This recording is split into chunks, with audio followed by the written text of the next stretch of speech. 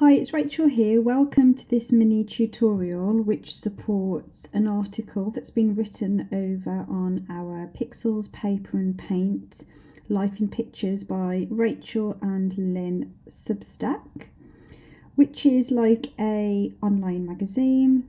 You can choose to read on the web. You can opt to receive our articles into your inbox so you don't miss anything. And we also have a premium tier, which is paid, which you can choose to subscribe to. We'd love to have you join us. You will receive an exclusive area of our Substack to chat directly with Lynn and I if you wish. We will gift you a digital kit each month, which is print ready. It's a mixed media scrapbooking kit, which is perfect for digital art, digital scrapbooking, digital art journaling, hybrid scrapbooking, art journaling, junk journaling, any other paper craft that you like to spend your time creating. You'll also receive creative prompts to keep you busy. And throughout the month, Lynn and I will share our creative processes in the form of written tutorials, watch me scrap videos, and watch us craft hybrid projects. You may also see projects and articles from our creative team or other creative guests, and you may receive bonus articles throughout the month which are exclusive to our paid subscribers. So join us over there. We post lots and lots of free content, such as this article, which is today featuring a mixed media scrapbooking collection called Hear My Voice Inviting. That's a collaboration between Lynn and I. And in support of the article, I've scrapbooked this page here that you can see of Mackenzie in the hideout doing some bird spotting, which was a trip that we took last weekend to our local nature centre. And through the process of creating this page, I stretched my stash, you could call it. I use elements maybe in unexpected ways or ways that may be new to you. It will help you to get the most out of our products, and I thought it would be fun, whilst I didn't record the process from start to finish, to backtrack and share with you some of my creative process and my thought processes of building a page from scratch upwards. So let's first take a look at the products that have been used today. So this is the element pack from Hear My Voice Inviting. As you can see, it's packed with paper pieces, paints, ephemera, and some dimensional elements. There are a beautiful selection of papers. There's two different paper packs. There's one which is a combination of more artistic papers but with some patterns and some prints. And then there's also a second paper pack which is focuses on mixed media design and some abstract prints.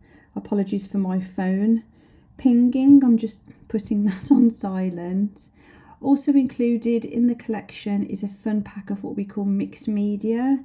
These are multimedia elements that would include various textures and painted elements. These are great for what we call blending. They can be simply dragged and dropped onto your canvas, and we can blend those types of elements into each other. I'll show you some fun ways to use those. So I am going to show you my thought processes and how I started this particular page. So I grabbed a mixed media paper, and this is what the original paper looked like. Now what I wanted to recreate, if I flick back up to my layout, was this kind of sense of being surrounded by this nature. We were in this cozy little hideout, and then around us it was you know, it was very green and we had all these organic textures and we had the animals, the creatures around us. So I wanted to recreate that coziness.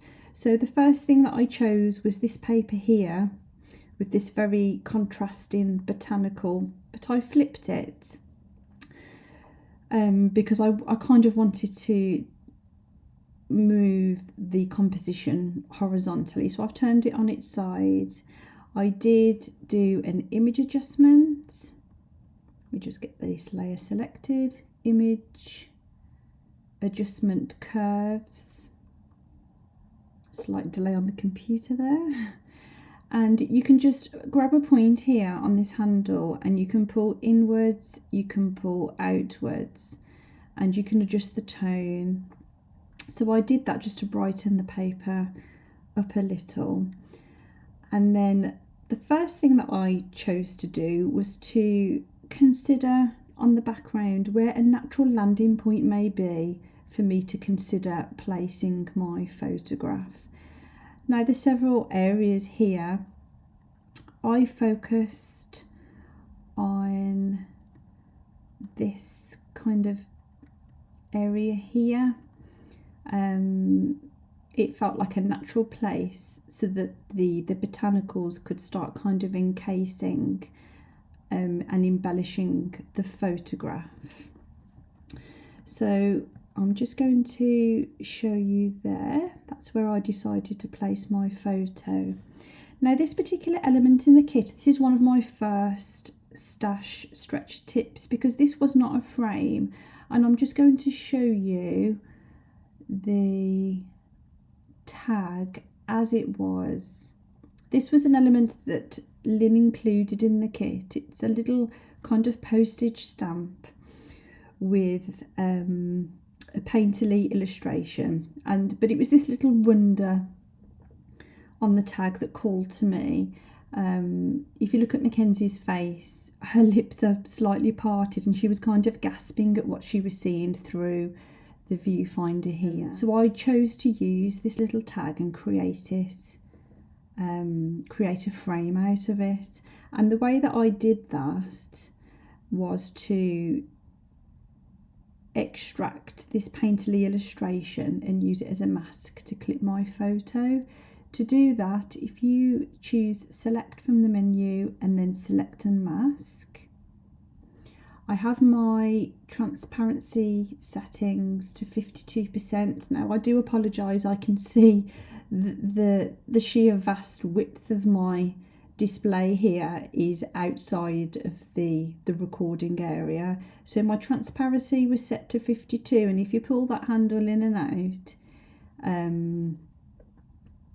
you can see that the transparency on the element changes, but it's handy to have that around 52 because what we will do is we will select on the menu here our quick selection tool. Alternatively, we could also try and use the object selection tool. Now in this case our object is a very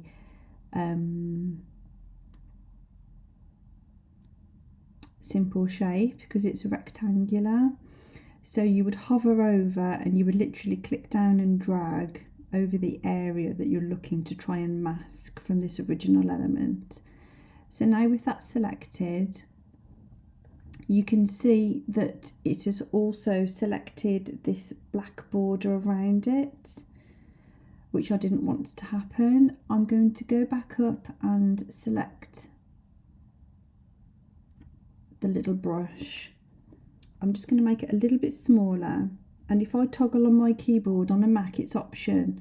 You might not be able to see it, but at the moment there's a plus within this little brush, which means that anything that you select will be included in your masked area. But I want to do the opposite. If I hold down my Option key, the plus changes to a minus, and I can drag back over the area and remove any pieces that I don't want included in my mask. So I don't want this border, so I'm just going to take that off. I have erased a little bit too much, so I'm going to go back over it and just try and reselect the edge here as I want it, and I'm okay with that. Now in your output settings, I always choose to output to a new layer. I'm going to click OK. What you'll find now is the original element is hidden, but you can toggle that back on just by clicking the little eye. And what we have now is a copy, and we only have our masked area, and I can use that now to clip my photo too. I've already got one here that I prepared earlier, and if I just unclip it to show you what to do. So that's the original photo, and then you would have the photo above your masked layer and simply right click on your photo and create clipping mask. And there we have it, we've turned an element into a frame. So I pasted that onto my page, as I say, around here. What I chose to do next was to start building backwards. So in between my photo and my background, I now want to create this lush greenery and try and evoke that feeling of the outdoors being within my page. So if I scroll back down through my layers, and I'll show you how I chose to do that. Lynn mentioned in her article that page composition and scrapbooking can be a little bit like cooking. Is you either kind of have a recipe and you follow a particular trusted format, something that you know that works. Sometimes it can be an experimentational process where you may just combine certain ingredients, you may not measure things out and just see how things go. And that's kind of how this page, certainly from an experimentational practice, started out. I literally started with that base layer, just with the photo, and for the purposes of the length of this video, I'm just going to show you here.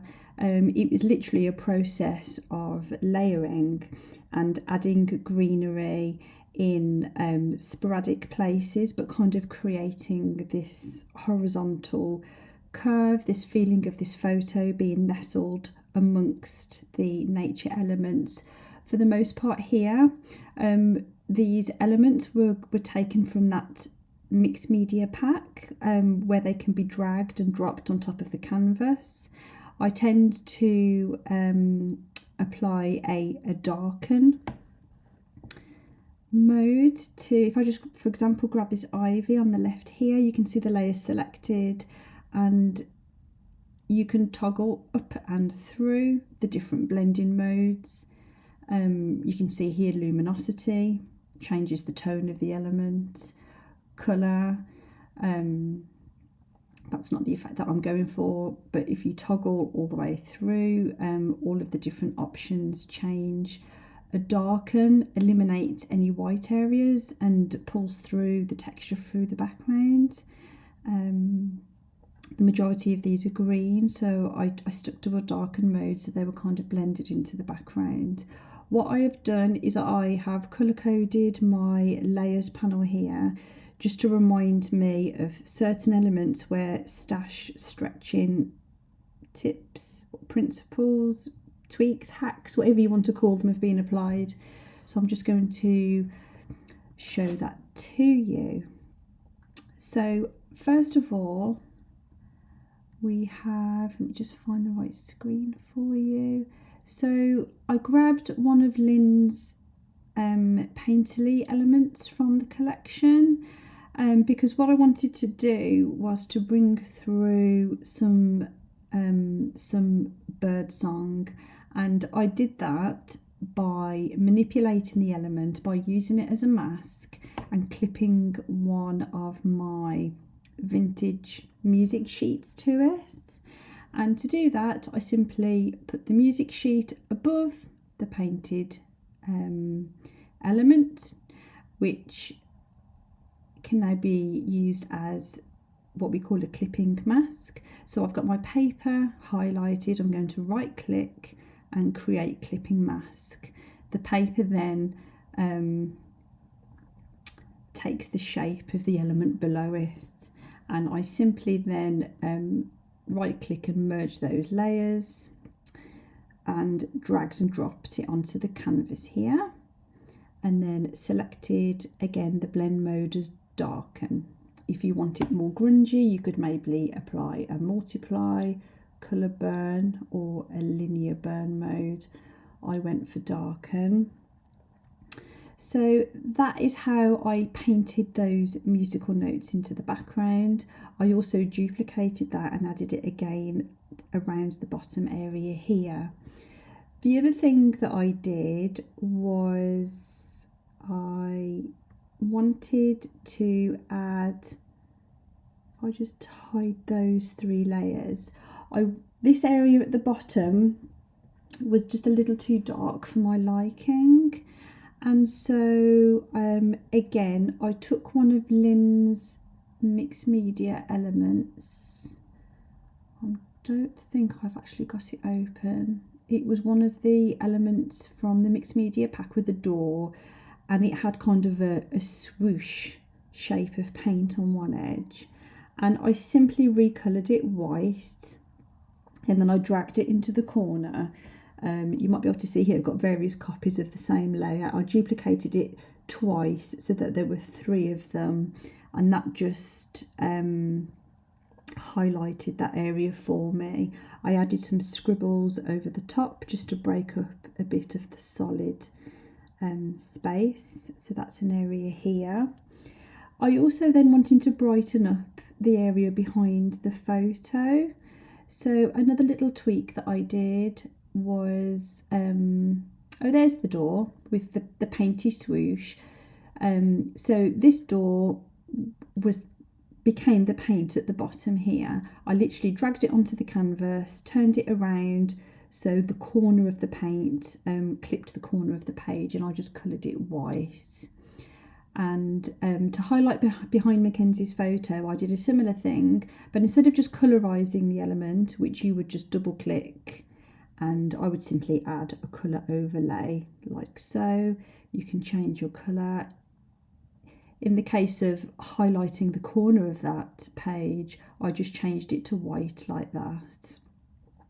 But here I chose to make it a little more texturally, is that even a word?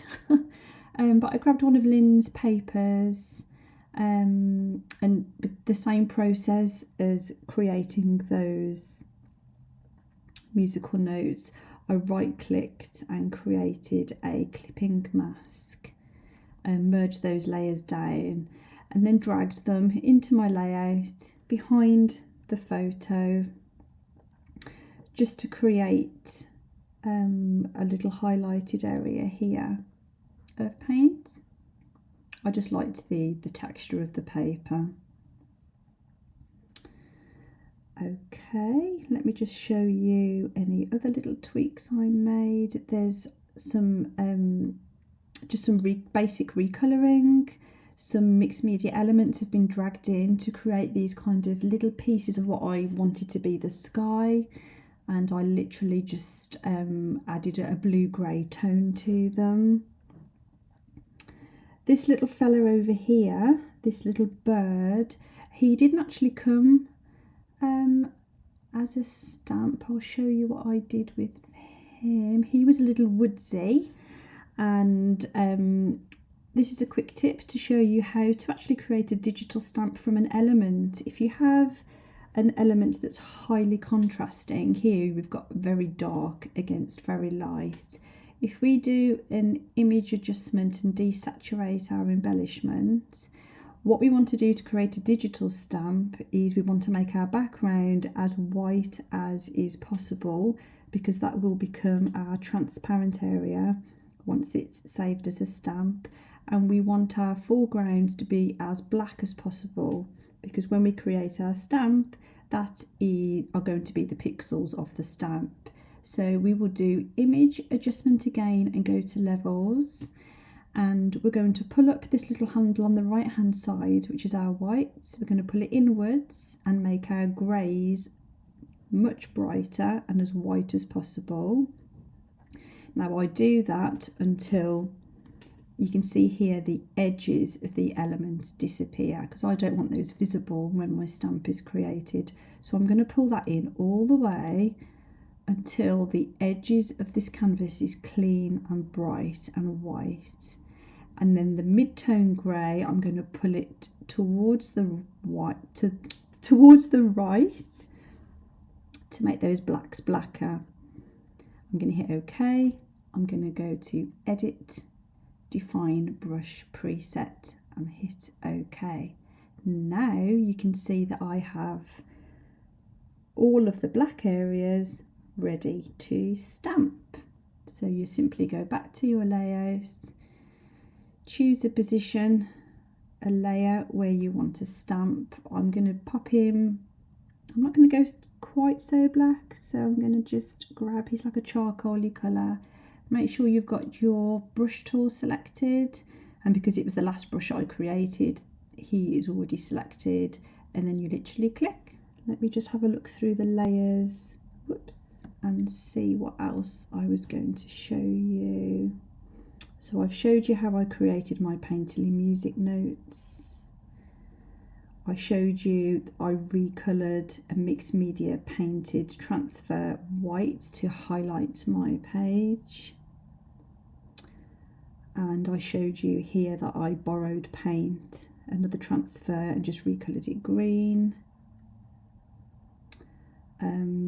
Same here, paint has been coloured white to highlight behind my photo. We clipped paper to that paint.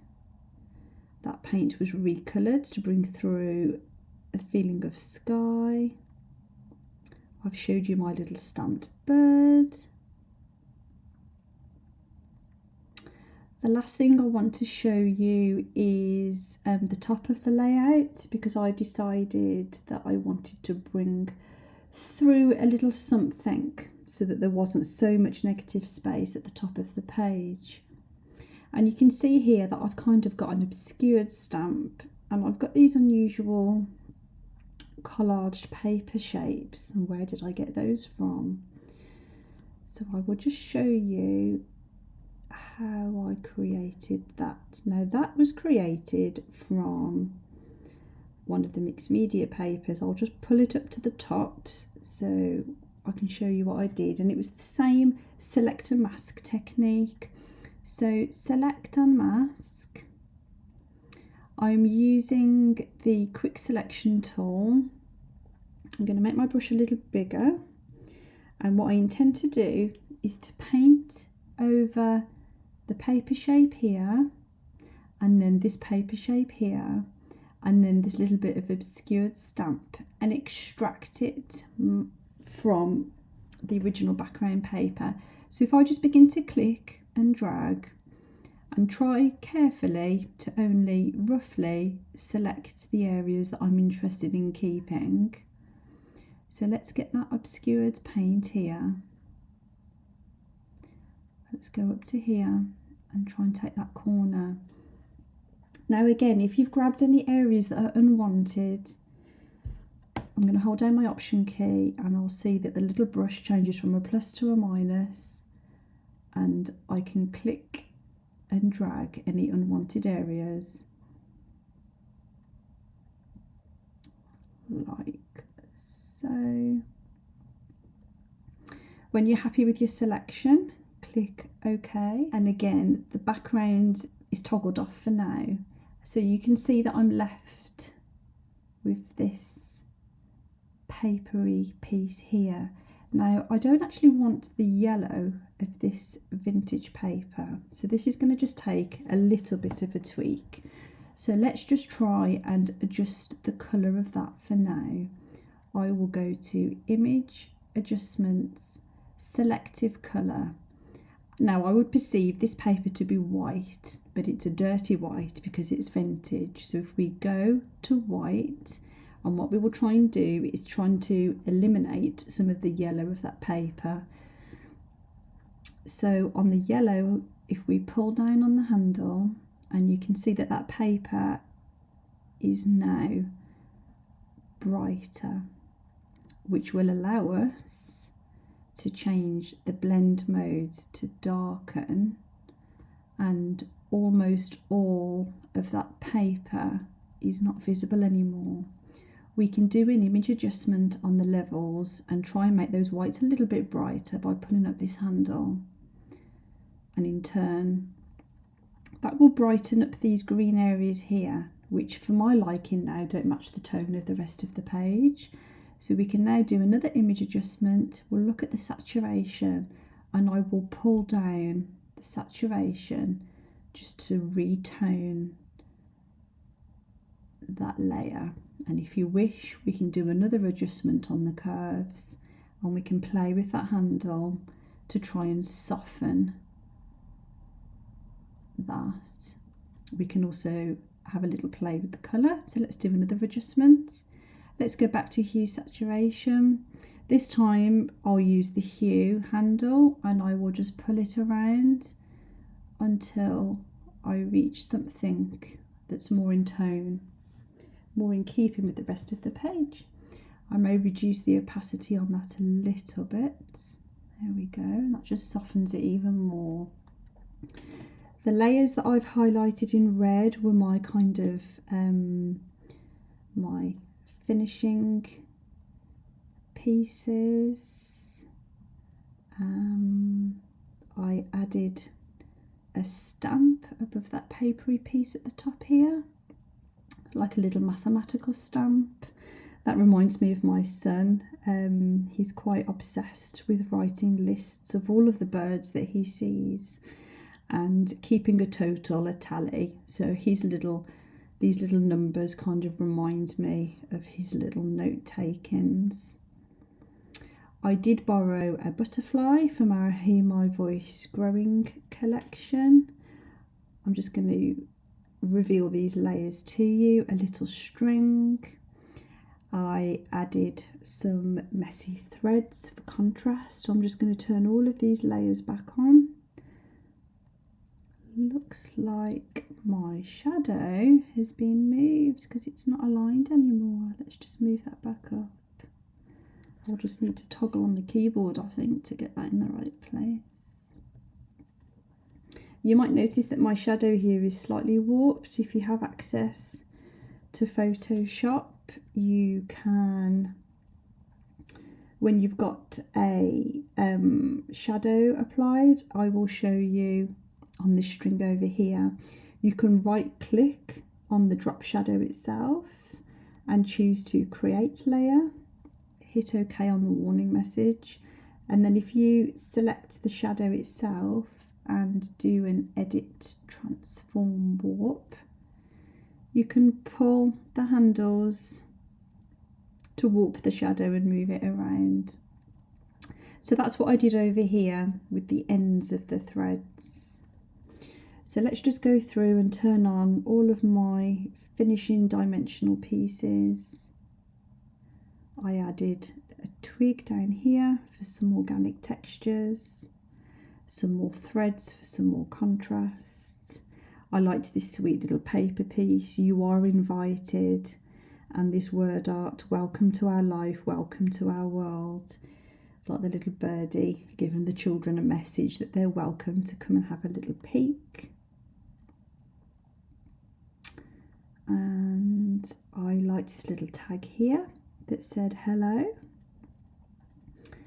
and then I added some white paints just to highlight some of these elements, and I added a little bit of white paint under my journaling just to highlight that area so it didn't get lost, and one here behind the tag.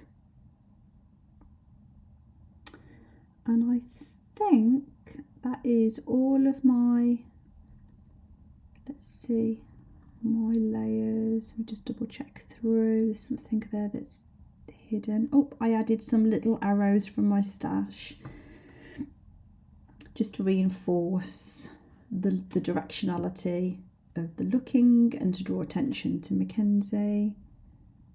And some more threads here. I added a little staple to this tag that I created.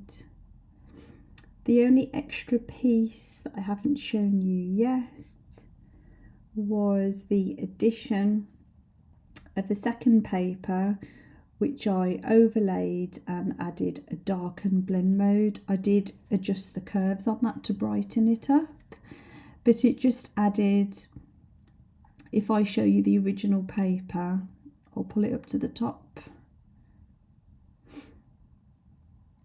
It has a collaged piece of the same painted music paper.